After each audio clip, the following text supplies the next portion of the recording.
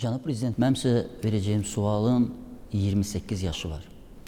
Mən bu sualı 1998-ci ildə Ulu öndərimiz Heydər Əliyevə vermişəm.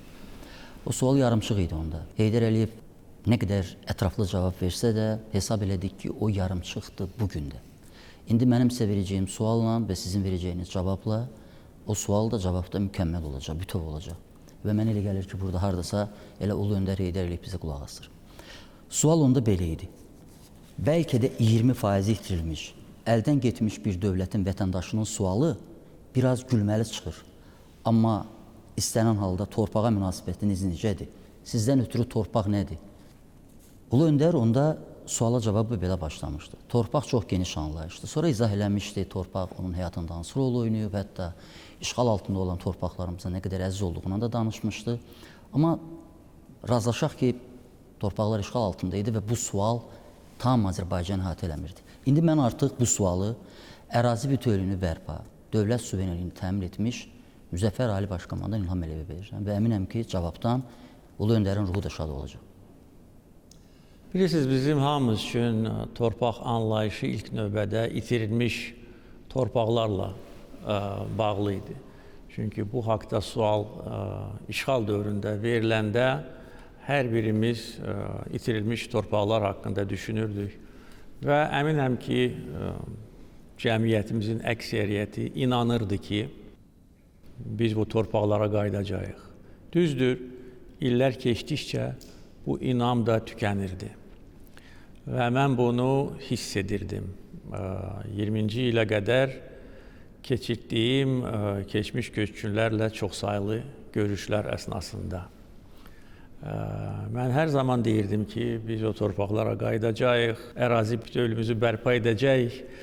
Amma bəziləri görürdüm ki, gözlərindən hiss olunurdu ki, buna inanmırlar. Və onları da qınamaq olmaz, çünki 30 il ərzində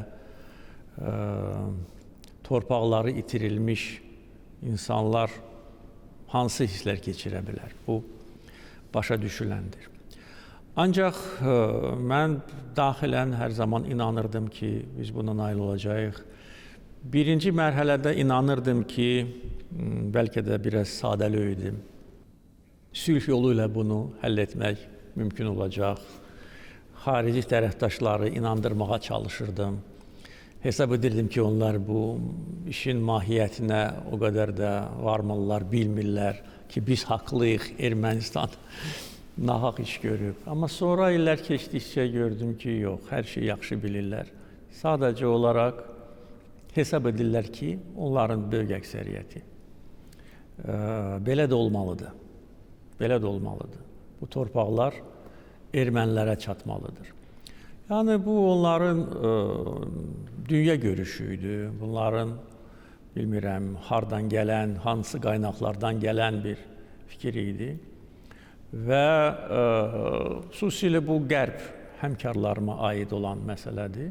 Onlar hesab edirlər ki, belə də olmalıdır. Və qeyd etdiyim kimi, bəziləri deyirlər ki, siz reallıqlarla gərək barışasınız.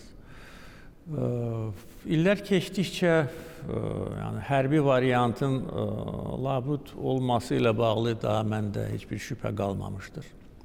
Sadəcə olaraq hazırlıq işləri lazımi səviyyədə görülməli idi.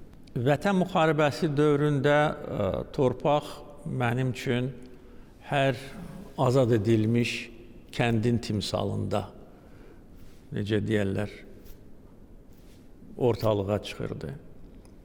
Və hər bir şəhidin şəhid olması yeri torpaq idi mənim üçün. Hər gün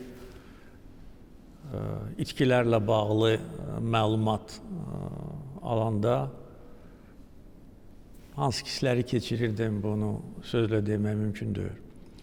Və artıq hamı yaxşı bilir ki, bir neçə dəfə əməliyyatın istiqamətinin dəyişdirilməsi də mümkün ola biləcək böyük itkilərlə bağlı idi ki, bu itkilər olmasın. Və müharibənin dayandırılması da 10 noyabrda bununla bağlı idi.